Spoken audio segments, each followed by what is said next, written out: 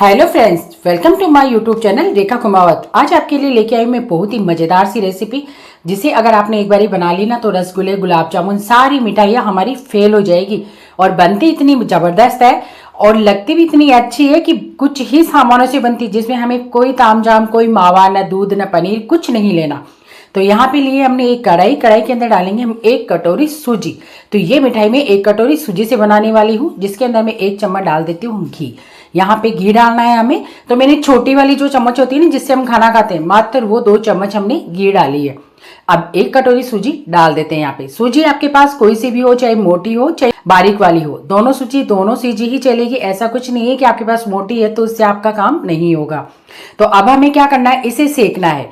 तो ये देखो हमारी सूजी यहाँ पे सिक के तैयार हो गई है। आपको इसे जलाना नहीं है, जब हमारी सूजी सिक जाती है तो वो फूल जाती है। तो यहाँ हमारी सूजी फूल के तैयार हो गई है। तो अब हम इसके अंदर डालेंगे दूध। तो मैं इसके अंदर 2 कटोरी दूध डाल देती हूँ। मैं दूध डाल के इसे हिला देती हूँ ताकि इसके अंदर लम्स नहीं पड़ जाए। तो मैंने 1 कटोरी सूजी ली है और 2 कटोरी डालेंगे हम दूध। अब सारे दूध को हम इस सूजी के अंदर मिला लेंगे, अच्छे से बिल्कुल मिक्स करना है हमें। जिस तरीके से हम हलवा बनाते हैं ना, उस तरीके से बिल्कुल हमारे दूध को सुखाना है हमें, और सूजी को बिल्कुल एक डो के रूप में बना के तैयार करना है। तब तक ये सूजी हमारे डो के रूप में तैयार नहीं हो जाती, तब तक इसे पकाना है। तो अब मैंने कढ़ाई को गैस पे से उतार दिया है और साइड में रख दिया है ताकि हमारी सूजी ठंडी हो जाए। और मैंने फिर से दूसरी कढ़ाई ले ली है, उसमें मैंने 1 कटोरी शक्कर ली है और 1.25 कटोरी डाला हमने पानी। अब इसकी बना लेते हैं हम चाशनी। हमें कोई एक तार की या किसी बूंद की चाशनी नहीं बनानी है, बस हमें सिंपल सी हमारी शक्कर मेल्ट होनी चाहिए, इतनी ही चाशनी बनानी है। अब इसके अंदर मैं डाल देती हूँ कलर। तो मैं यहाँ पे ले रही हूँ ग्रीन कलर। तो ग्रीन फूड कलर लेंगे हम यहाँ पे, आप कोई सा भी कलर ले सकते हो, चाहे ऑरेंज या ग्रीन। आज मैं इसी में डाल दी। तो इसमें थोड़ा सा टेस्ट और फ्लेवर आने के लिए मैं इसमें डाल रही हूँ रोज एसेंस।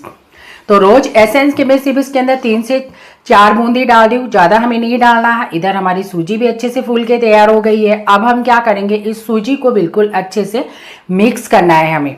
तो सूजी को बिल्कुल हमें आटे की जैसे लगा के तैयार करना है, ताकि हमारी सूजी का जो डो है बिल्कुल आटे की जैसे हो जाए। तो इस तरीके से घूंटी लगाते ही लगाते ही इस आटे को हम बिल्कुल सूजी को डो की जैसे बनाएंगे हम।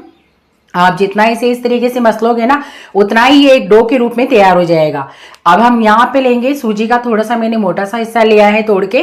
जिस तरह हम रोटी बनाते हैं उस तरीके से आपको लोया बना के तैयार करना है, और इसे मैं बेलन से बेलूंगी। और यहाँ आपको इसे मोटा मोटा बेल के तैयार करना है, पतला नहीं बेलना है।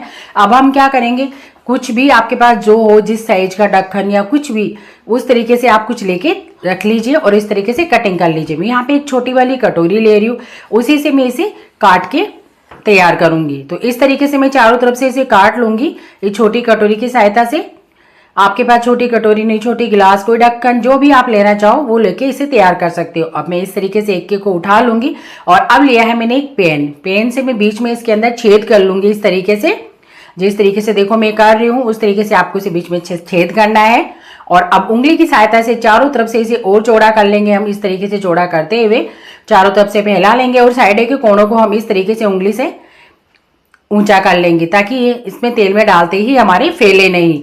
इस तरीके से आपको सारे बना के तैयार करना है, आप ध्यान रखें इस बात का। तो यहाँ पे देखो ये हमारे बन के सारे तैयार हो चुके हैं, पूरे बना लिए हैं हमने यहाँ पे।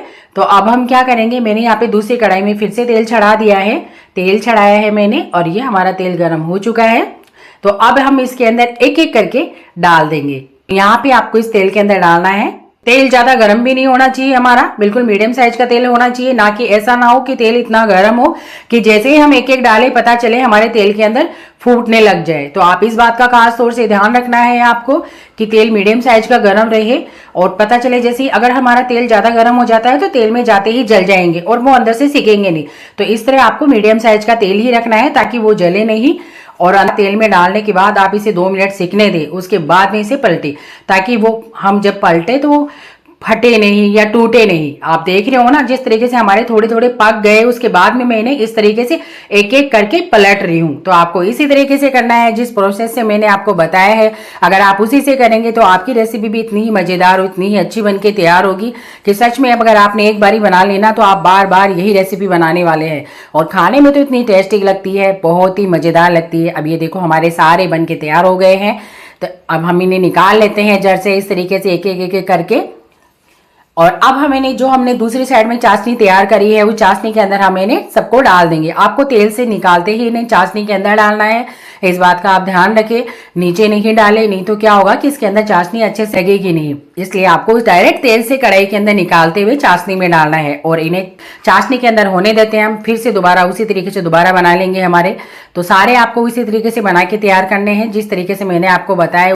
तो मैंने फिर से उसी तरीके से बना के तैयार कर लिए हैं। तो अगर आप मेरे चैनल पे नए हैं तो प्लीज मेरे चैनल को सब्सक्राइब जरूर करें। ये देखो हमारे फूल केक कितने मजेदार बने हैं और पूरे रस भरी, बहुत ही खाने में तो इतने मजेदार। ये सच में अगर आपने एक बार बना लिए ना तो आप सारी मिठाइयाँ भूल जाएंगे और इतने मजेदार बने हैं। ये बहुत ही अच्छे बने, जिसमें न मावा न पनीर, कुछ नहीं।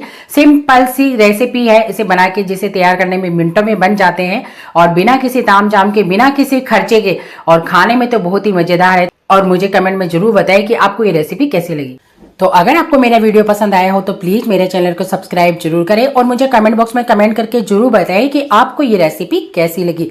और अगर आप मेरे चैनल पर नए हैं तो लाइक और शेयर जरूर करें।